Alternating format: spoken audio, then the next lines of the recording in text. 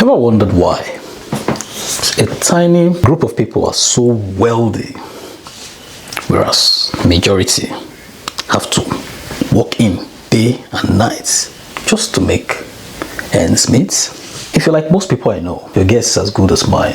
Today's video will be looking at 12 secrets the wealthy don't want you to know about. And guess what? Number 6 and number 12 will shock you. Since the beginning of time, there's always been certain minorities at the top and a majority of people who always appears to be powerless. The world has always been divided to class society. From the earliest human settlements, land became a source of power. Divisions emerged, leading to development of social classes. In ancient civilizations like the Egypt, the Mesopotamian, and the Greece, there were clear distinctions between the rulers, the priests, the merchants, and the laborers. Similarly, the feudal system created a rigid hierarchy of kings, nobles, and the peasants. In more modern times, the industrialization, capitalism, and the rise of democratic ideas have influenced class mobility. But inequality remains a significant part in many societies today.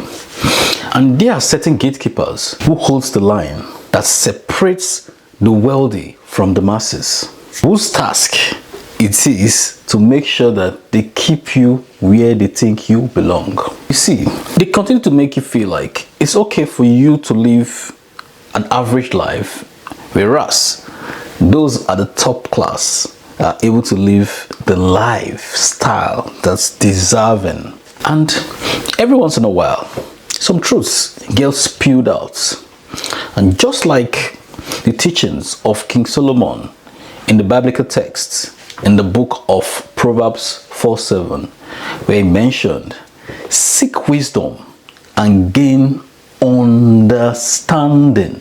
What that means is, he who is privileged to seek wisdom and have an understanding of how things works will be able to find these truths and run with it, and you're able to get a seat for yourself at the top of the table. And this doesn't matter what kind of economy it is. These secrets are based on principles, irrespective of your background, your racial group. It doesn't matter whether you're in Europe, in the US, or in Africa, or in Asia, or in Australia. It doesn't matter what your belief system is. Just like the principle of the law of gravity, whatever goes up must come down. Principles always work irrespective of where it's put to play. Wealth principles are universal in nature. And guess what? These aren't just tips you're going to find in books. These are wealth principles that have been established over time, and the rich have kept these secrets to themselves and they've used it to grow fortune. Now it's time to pull back this curtain and uncover the truths that the wealthy do not want you to know. Brace yourself, because what you're going to learn is going to shatter every illusion and that you've been sold over time.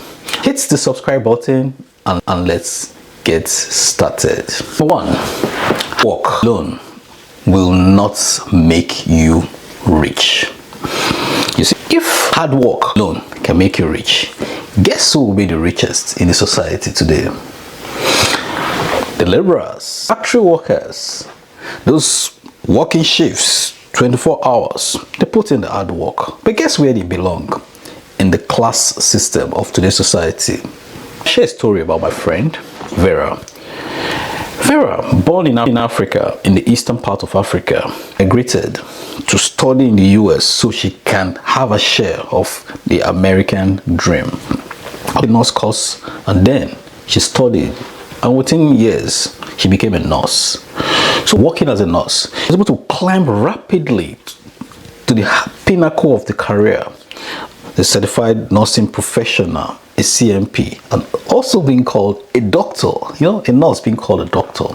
So that's a big title, and she was making good income, almost $150,000 annually Then there's still a problem. Even though she was making about $150,000 annually, she realized that her debts keeps increasing. Now, the more she earns, the more she owes. She has student loan to pay off. She has a mortgage that she's paying.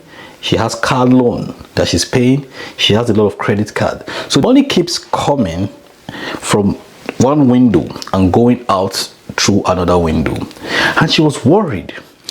Fortunately for her, she was invited to one of the financial education campaign held in her community. Originally, she attended just to say, okay, what's going on here? And she got some financial education on that day. And then she decided to take a life insurance protection to protect her finance and her health, just in case. So eventually, a financial advisor also spoke with her and said, oh, see that you complain that you're struggling with your finance even though you're making so much money. What if you come and join us to do this financial campaign? There's a chance here that you could make some money. I gave it a thought and then did a licensing and got the license and did it as a part-time gig. So she was still working full-time in the nursing profession. She was also building a business on the side in the financial sector. And the first 4 months after she got a license, she was able to rake in some money. It really encouraged her. Like following year, while still working full-time, she was able to make a significant amount of money equal to a full-time job. Even though she was doing a part-time business, it really interested her. The following year, she was able to double the income she was making in a full-time job from her part-time gig. And realized, wow, if she was to really scale the amount of money she's making, she paid less attention to her full-time job and focused on her side gig. Guess what? Within a year, she was able to raise her income to 800,000, and in the 4th year, guess what? She has made well over $1 million from the financial service industry, where she just educates people and bring them into a network.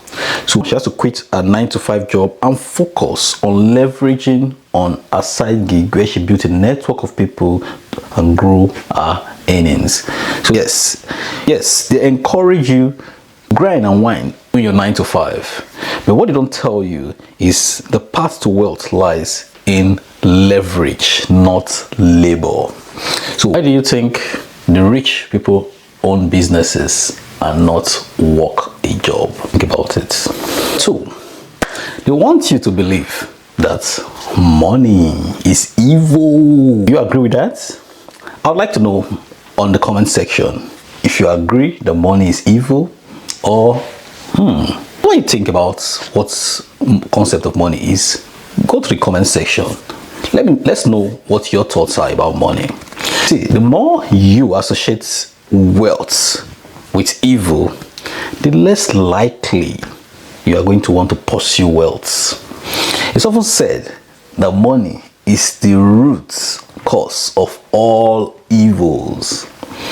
But is money by itself evil? What they call evil is the love of money and the detriment of humanity. Money by itself is only a resource used to store value and exchange this value between people. If there's nothing that we all would agree about money, its usefulness to purchase foods, shelter, and clothing to take care of our basic needs, right? First, for you to really understand what money really is, it's important that we pay attention to the history of money. How did this money come about? So you see, over the years, money has taken different forms. The first time money was introduced in the agrarian era, at a time where money was attributed to land ownership. So those who owns large expanse of land, they were the wealthy ones in the society. So where the concept of landlord came into existence. So they lord over the lands, they own the land, and then they get the peasants to come farm and work in the land to produce farm produce and exchange, trade those goods to get what they need by a system called trade by barter. After some time, a valuable common resource was introduced, replaced this trade by barter because it was more durable. And that was the introduction of the gold and silver coin. So these coins was acceptable globally by everyone. That is a store of value. It's forward to today's world. We now have the currency.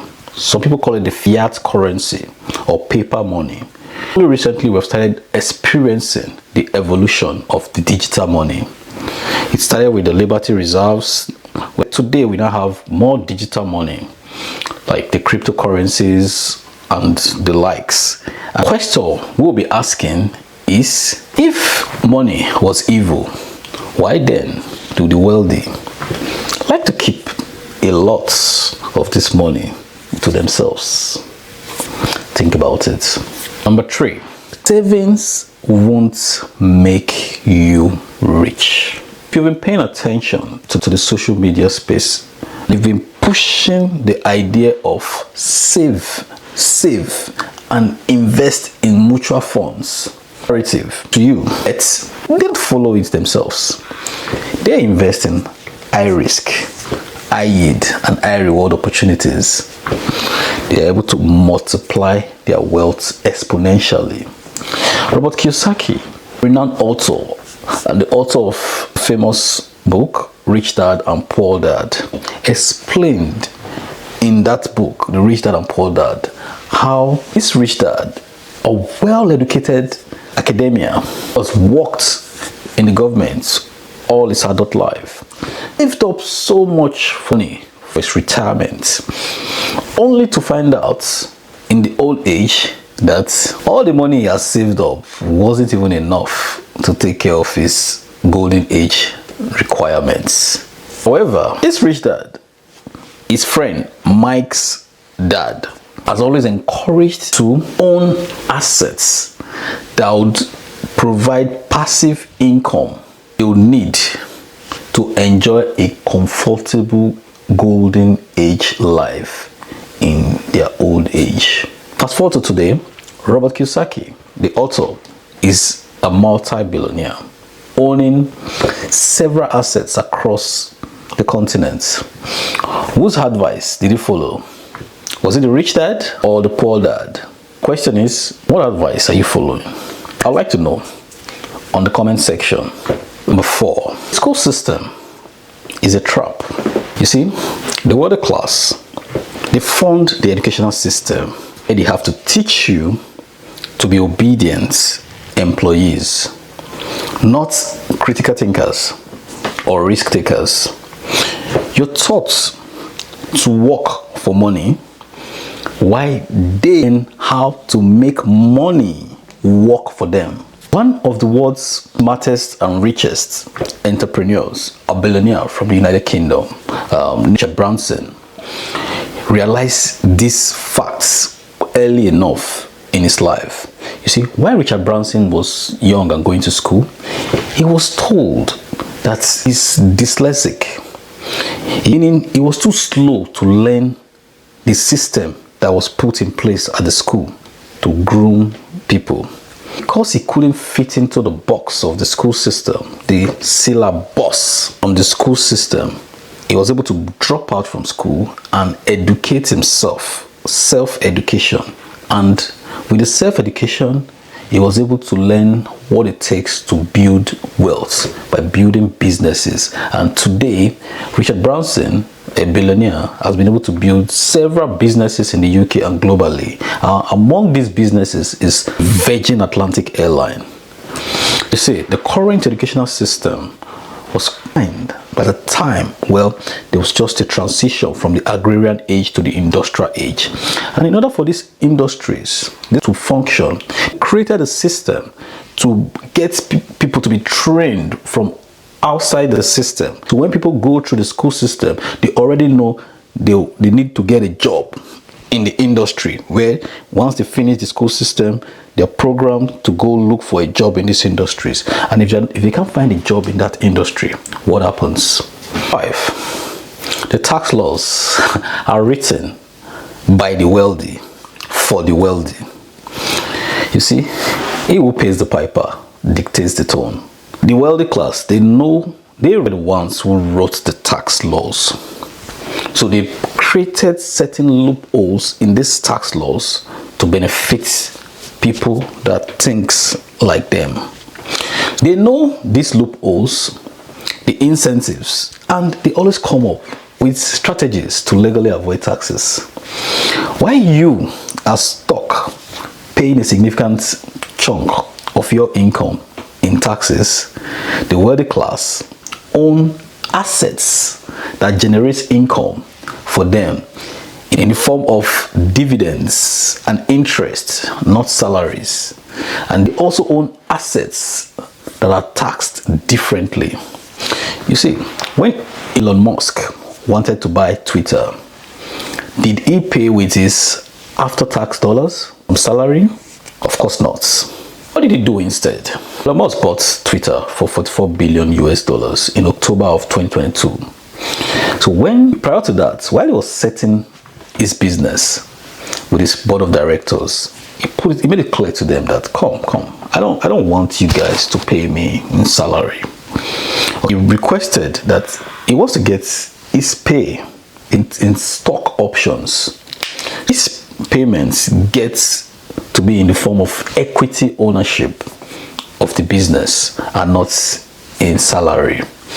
What this means is they pay him in stock options. He doesn't get taxed because the money doesn't come to him. It's not in income. When Elon wanted to buy Twitter, he walked up to the bank and they did all the paperwork and look at all the numbers, and they realized he needed to come up with about 200 million as charges for the bank to finance that deal. And how did he raise that money? He had to bring his stock options from his portfolio and he gave it to the bank.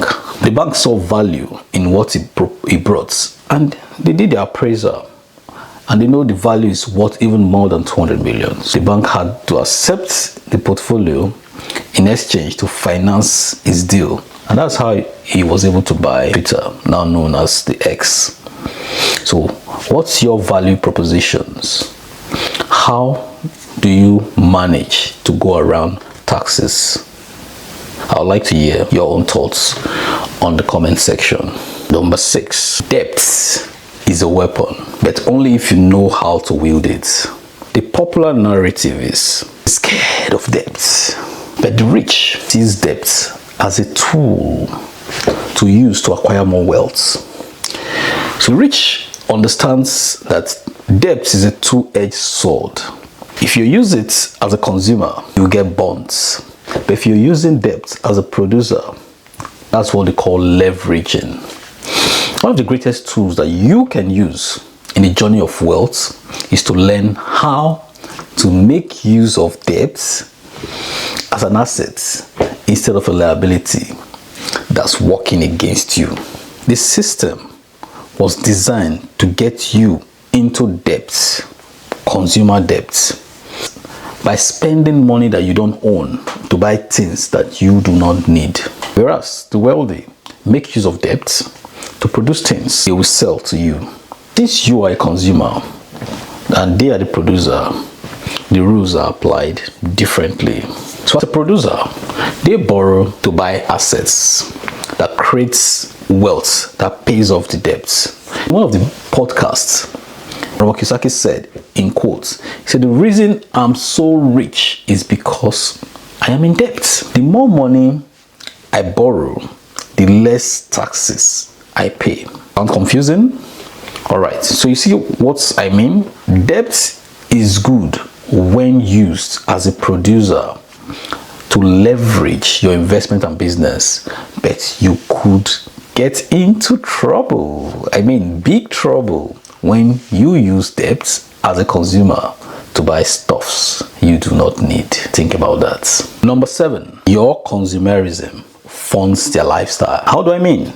You see, every time you buy a new gadget, that's designer's wristwatch, that fancy car, that's designer's shoes, cloth line, you're indirectly putting money into the pockets of the wealthy. Meanwhile, the wealthy takes your money and they invest it in assets that keeps producing other assets and keeps appreciating in value over time. The mindset of the wealthy is geared towards owning assets that produces cash flow, whereas you get money and you buy stuffs that makes you feel good. The rich class already knows that it's important to keep you as a consumer, because if everyone is a producer, who is going to become the tenants in those multifamily real estates? Who will be the one to patronize the products from the manufacturing plants? Who will patronize the services from the business? You, of course, the consumer. Are you still wondering why the rich keeps getting richer? Go to the comment section and share your thoughts. Number 8, connections is more valuable than talent. What do I mean? Your network will determine your net worth. You see, they don't want you to know that access to the right kind of people will open doors, more doors for you than any college degree would ever do. What the rich do is they have exclusive clubs for the wealthy class that has membership requirements, and it's a very big club, and you are not in it.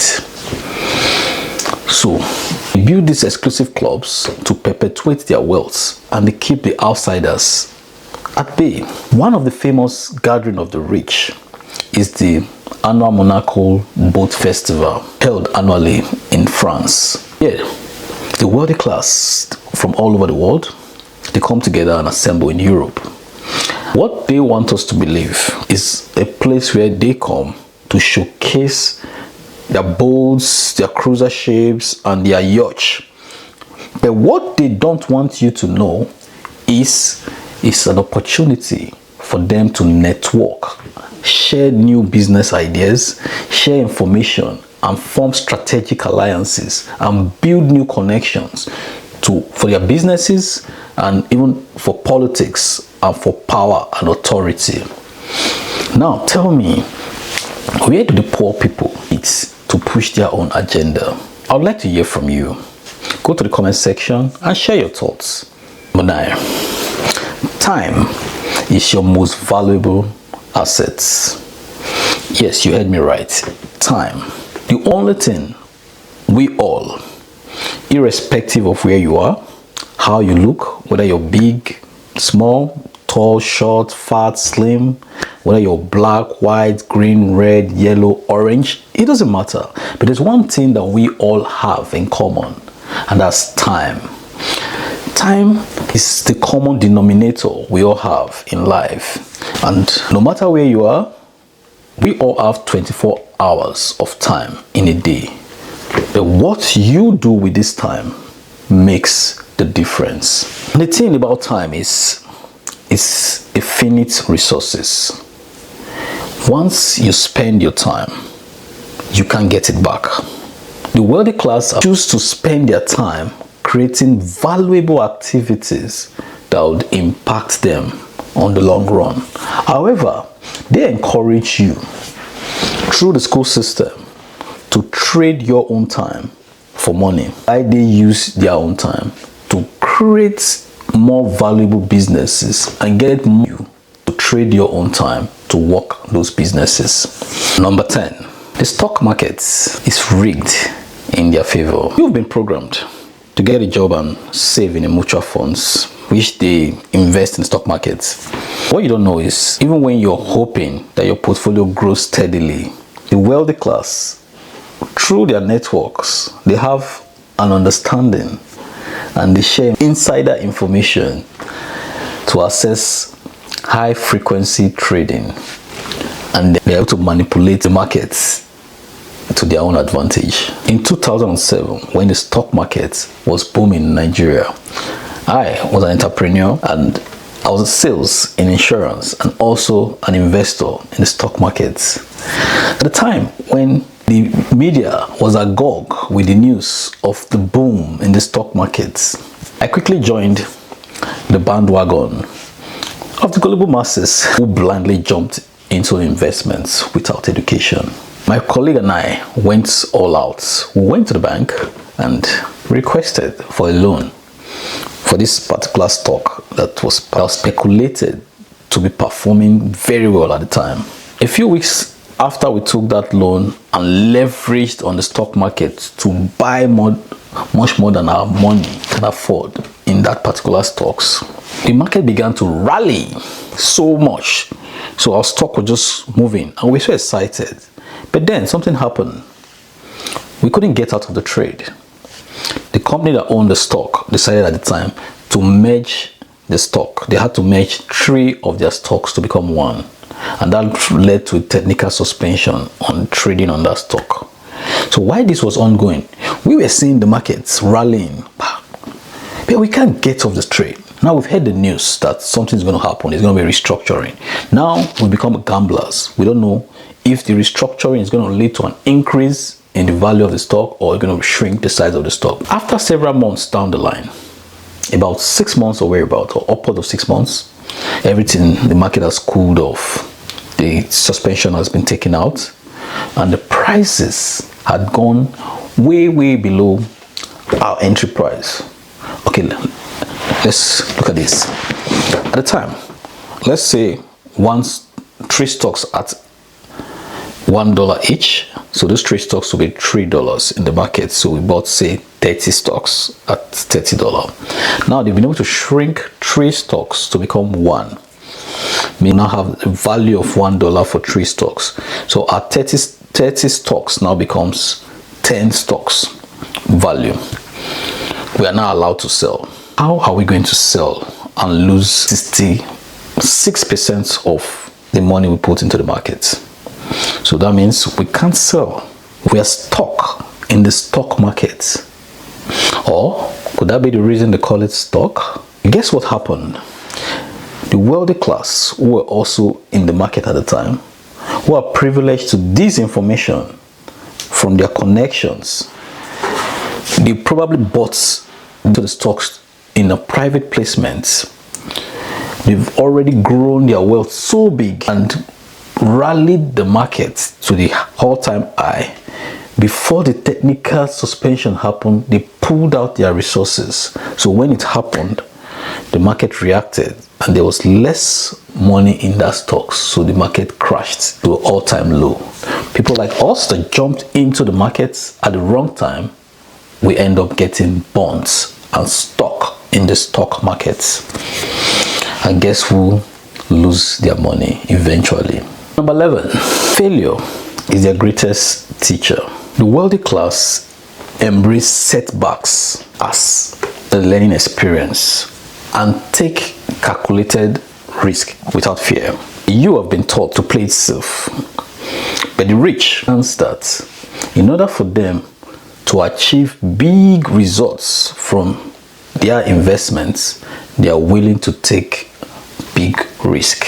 The problem is, we've been told right from our childhood, especially through the school system, how to think. Whenever you try to do something differently, the school system punishes you for trying to think out of the syllabus and rewards you for being obedient follower of the box. The more you're able to follow the box, the better results you get and the more opportunities you get outside the school system in getting a job. But the wealthy class sees failure differently. They see it as an attempt to do something great, and when they fail, they take a step back and learn from it. So to the wealthy, failure is part of the learning curve. The wealthy already knows that if you continue to do the same thing over and over again, you will continue to get the same results over and over again. What this means is, in order for you to achieve something meaningful in life, you must be willing to risk failure. We've all been told about the story of Thomas Edison, who failed and failed,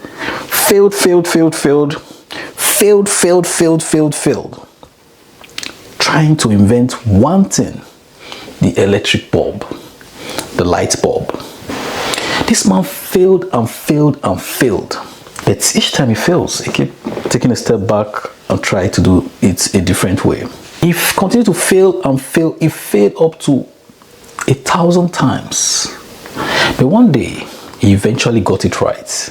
And he was able to patent his invention and turn it into a business that made him to become very wealthy. And when he eventually got it right, he got the spotlights.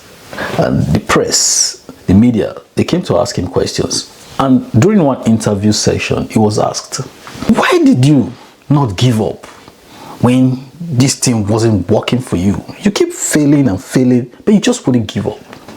Why? I simply told the interviewer in his words, and I quote, he said, each time I fail, I've learned a new way how not to do it. Thomas Edison had the right mindset to see that failure is just a learning curve in the path to success. So what does failure means to you? I'd like to know in the comment section. Anyway, hit the like button, subscribe, and you'll be the first to get the hints of our new video each time we release. So like the page, share it, let the algorithm be able to share this video to so many people, because an educated community is an empowered community. Number 12, thrive on your ignorance. The less you know about money, investing, and business, the more they can exploit you, your labor, and your time, and your consumer habits to enrich themselves. Think about it. The less you tend to know about the subject of money, investing, and business, the more you are likely to be exploited. The more they can exploit your labor, your time, and your consumer habits to enrich themselves. First, they put a gatekeeper between you and them. Who are these gatekeepers?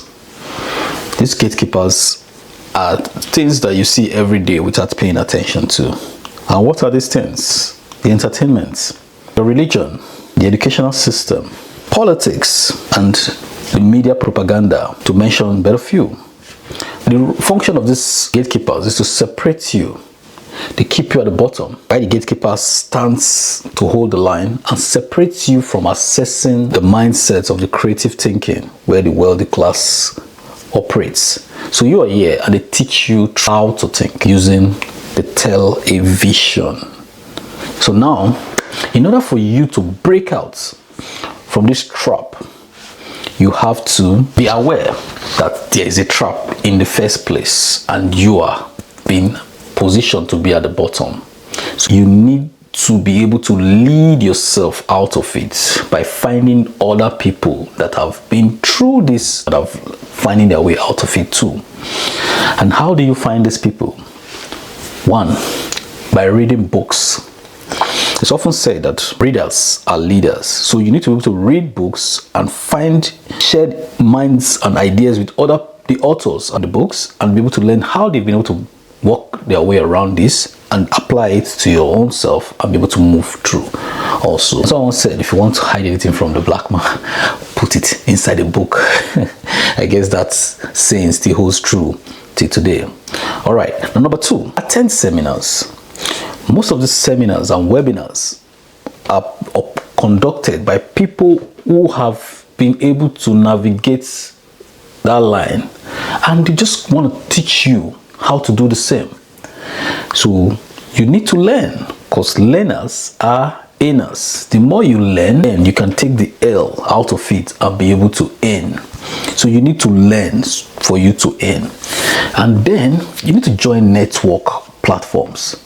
Yes, network marketing platform is one of the best platforms where you get access to lots of people who are ready to teach you through their webinars and seminars, teach you how to be a business, and you're going to learn a lot about team growing, about networking, about leadership, salesmanship, and managerial skills, free of charge.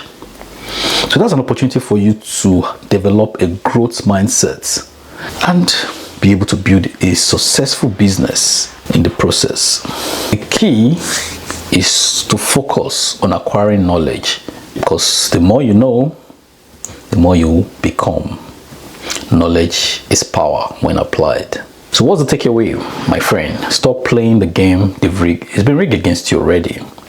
Educate yourself about money. Learn to think like an entrepreneur and prioritize ownership over consumption. Break free from the chains of mediocrity and start building your own empire. And there you have it. 12 secrets the world don't want you to know. Now it's your turn to take action. These strategies aren't reserved for the wealthy. They are available to you and to anyone who's willing to make that change. Start applying these secrets today and watch how your financial journey transforms. And if you found this video helpful in any way, form, or means, don't forget to smash the subscribe button and ring the notification bell so you never miss out when our next game-changing video is being released. And remember, the wealthy, they don't get wealthy by luck. The wealthy get wealthy by knowing things others don't know. Stay tuned for more secrets and let's master your personal finance together.